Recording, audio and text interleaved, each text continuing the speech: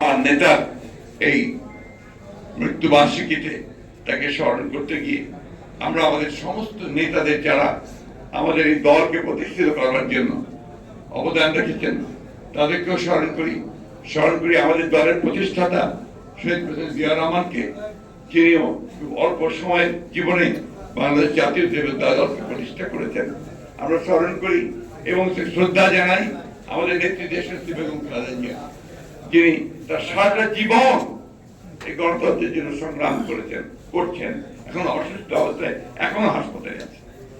আমরা কৃতজ্ঞতা ধন্যবাদ জানাই আমাদের নেতাকে, এই সুদূরে প্রায় ৮,০০০ মাইল দূরে থেকে যিনি আমাদেরকে পরিচালনা করছেন, নেতৃত্ব দিচ্ছেন, আমাদের নেতা তারেক রহমান।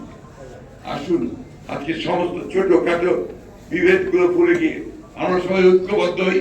গণতন্ত্রের যে নতুন সম্ভাবনা সৃষ্টি হয়েছে সেই সম্ভাবনাকে যেন আমরা কাজে লাগাতে পারি, মানুষের প্রত্যেকের অধিকারকে যেন প্রতিষ্ঠিত করতে পারি। আরেকটা কথা, এখানে আমরা প্রায় সবাই বেশিরভাগই আমরা একটু বয়স্ক মানুষ আছি, ইয়াং জেনারেশন আছে এদিকে কিছু, এখন কিছু তরুণরা একটা নতুন যুগের সূচনা করেছে। এদেরকে যেন আমরা ব্যর্থ হতে না দিই, এদেরকে যে আশা, যে আকাঙ্ক্ষা, যে স্বপ্ন তারা দেখছে সেই স্বপ্ন যেন ব্যর্থ না হয়, তারা আমার রাষ্ট্র ব্যর্থ হবে। এটাকে মেলাতে হবে, আমাদের চিন্তা তাদের চিন্তাকে মেলাতে হবে, মিলিয়ে সামনের দিকে এগিয়ে যেতে হবে। এখানে কোনো বিভেদ নেই, কোনো সংঘাত নেই।